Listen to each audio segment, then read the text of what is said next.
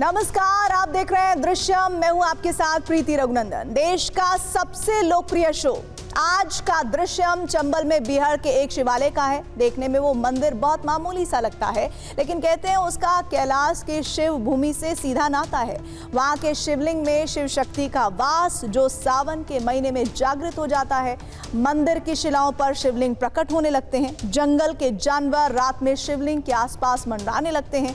सबसे अहम दावा ये है कि ये सब अलौकिक घटनाएं केवल सावन के समय होती हैं। तो हमने सावन के महीने में उस धाम की पड़ताल की, हर घटनाओं को कैमरे में कैद किया और हर एक घटना की पूरी तहकीकात की। फिर एक चौंका देने वाला नतीजा सामने आया। आप भी उसे देखिए और शिव धाम को समझिए।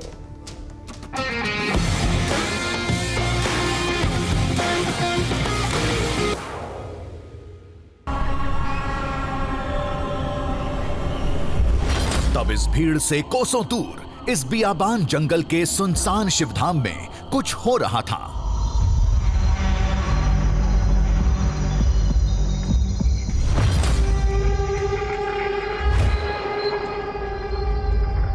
कुछ ऐसा जो इंसानी सोच समझ से कोसों दूर था।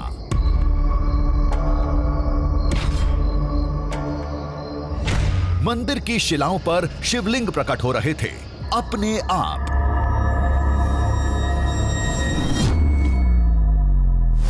कोई शंका नहीं, जो भी हो रहा था सैकड़ों लोगों के सामने हो रहा था।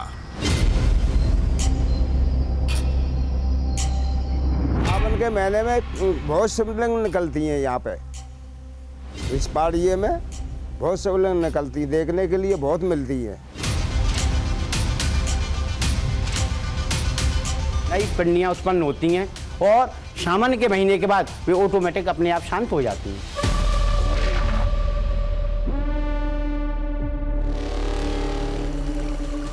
बात केवल एक बार की नहीं थी। दावे के मुताबिक पिछले 500 सालों से यह चमत्कार हर साल होता है। पूरे साल ये धाम सन्नाटे में पड़ा रहता है।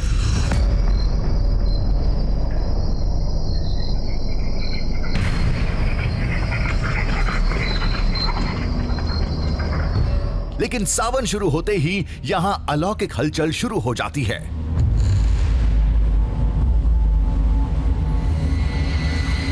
मंदिर की पहाड़ी पर शिवलिंग निकलने लगते हैं और सावन खत्म होते ही अदृश्य हो जाते हैं।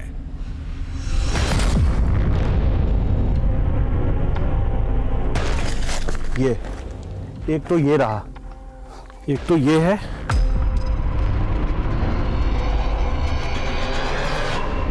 एक ये रहा, एक ये इधर इधर इधर ये दिखाओ, ये दिखाओ, ये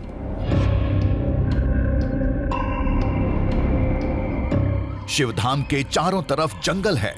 जंगल खूंखार जानवरों और जहरीले नागों से भरा पड़ा है।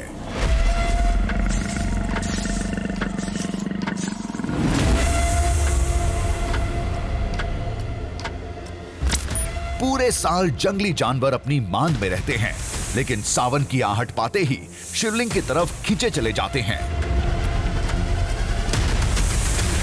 ये क्या है? ये देखो, ये तो पग मार्क्स है।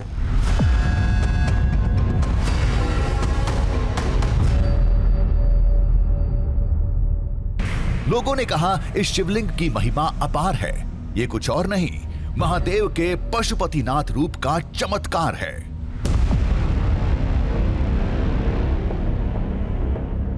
सावन के महीने में जो शिवलिंग है उसके दर्शन के लिए तेंदुआ और सांप बहुत ताकत में आते हैं और कोई महीने में दिखे ना दिखे, ये सावन के महीने में दिखते हैं।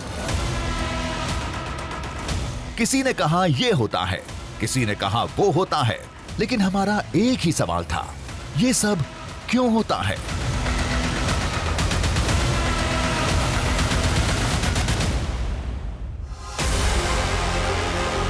मान्यता है इस धाम में अदृश्य शिव शक्ति का वास है, जो सावन में परम शक्तिशाली हो जाता है।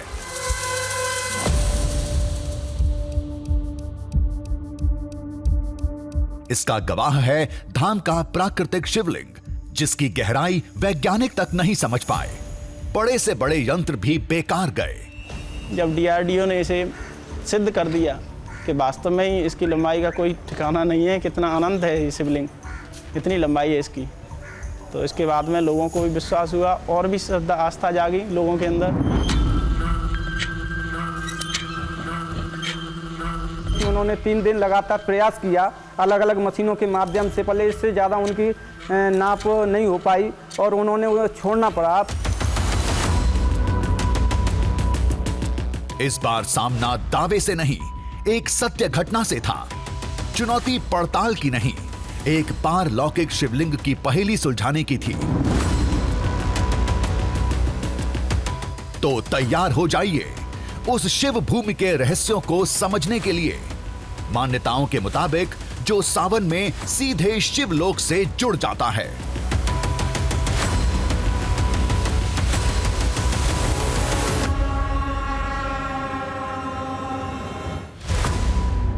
उलझनों और सवालों के साथ ये कहानी शुरू हुई थी मध्य प्रदेश में मुरैना के एक जंगल से। मंजिल था टेकरी गांव का टेलरी महादेव मंदिर।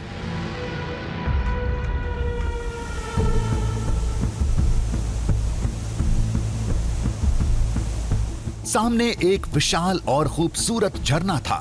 उसका स्रोत उसी शिवधाम की पहाड़ी थी।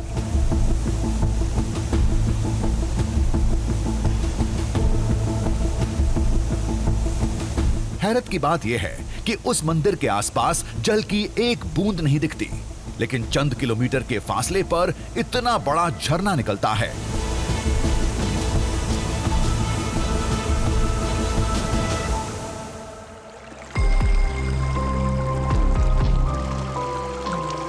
पहले कदम से ही पहेलियों का जाल बिछना शुरू हो गया था। आखिर उस शिवधाम में ऐसा क्या है? वहां अपने आप शिवलिंग कैसे निकलते हैं, और वो भी केवल सावन में? अगर निकलते हैं तो सावन के बाद गायब कैसे हो जाते हैं? लोग इसे सावन का शिव चमत्कार बताते हैं, क्योंकि दोनों का आपस में गहरा नाता है।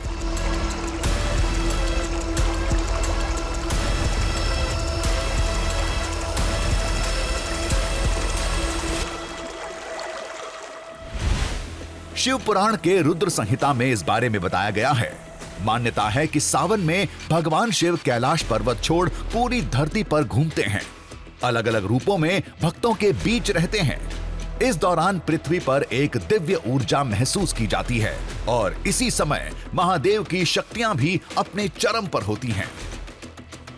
ऐसे में माना जाता है कि भगवान शिव सावन के महीने में पृथ्वी के सबसे करीब होते हैं, और जब भगवान शिव पृथ्वी के सबसे करीब होते हैं तो उनकी दिव्य ऊर्जा का अनुभव भी किया जा सकता है।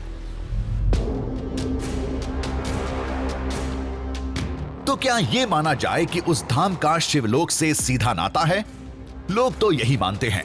तभी सावन में महादेव के साथ उस धाम की शक्तियां भी जागृत हो जाती हैं, जिसका पहला साक्ष्य है वहां प्रकट होने वाले प्राकृतिक शिवलिंग।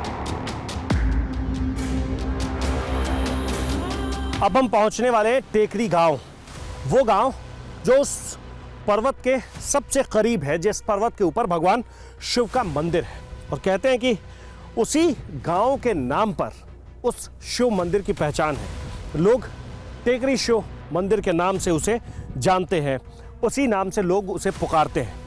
और कहा तो ये भी जाता है कि उस गांव के लोगों के पास जितनी कहानी उस शिव मंदिर को लेकर, शिव मंदिर के आसपास होने वाले चमत्कार को लेकर है, उतनी कहानी किसी को आज तक मालूम ही नहीं।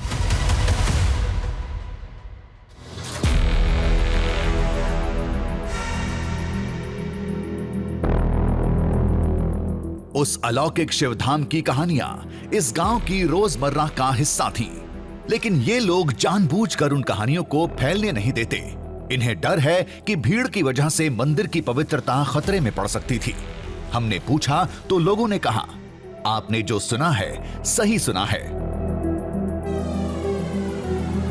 कैलरी गांव की आबादी 70 घर की है, लेकिन हमारा जो मंदिर है वो 400 वर्ष पुराना है। हमारे ग्रामीण मुझसे जो बुजुर्ग हैं वो कहते हैं कि हमारे शिव मंदिर पर हमेशा श्रावण मास के महीने में शिवलिंग स्वतः ही पैदा होते हैं और भादों के महीने में स्वतः ही समाप्त हो जाते हैं। सैकड़ों की संख्या में शिवलिंग देखे जाते हैं, जिन पर हमारे ग्रामीण जन जल चढ़ाते हैं, बेलपत्र चढ़ाते हैं। और इस पहाड़ पर जहाँ भी आप देखोगे वहाँ आपको भगवान शिव की आकृतियाँ दिखाई देंगी।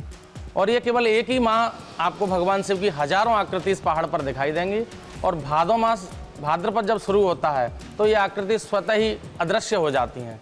ऐसी परिकल्पना ग्रामीणों या हम लोगों के द्वारा भी कई बार इस पहाड़ पर देखी गई है।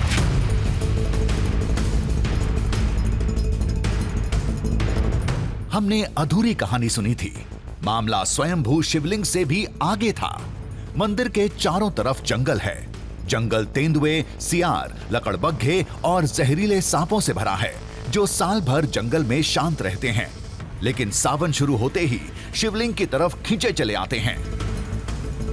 सावन के महीने में जो शिवलिंग है उसके दर्शन के लिए तेंदुआ और सांप बहुत ताकत में आते हैं, और कोई महीने में दिखे ना दिखे, ये सावन के महीने में दिखते हैं। यहाँ पे रात को सांप, जंगली जानवर वगैरह आते हैं और भोलेनाथ की पूजा करते हैं। इसी और हमारे पुराने बुजुर्ग लोग हैं, उन्होंने हम लोगों को बता रखा है कि यहाँ पे भोले बाबा की तरफ से यहाँ रात को कोई रुक नहीं पाता है। क्यों नहीं रुकता है? क्योंकि यहाँ पे सभी सांप वगैरह रात को जंगली जानवर भोले बाबा की पूजा करने आते हैं, इसीलिए यहाँ पे रात को रुकना बहुत ज़्यादा प्रतिबंधित है।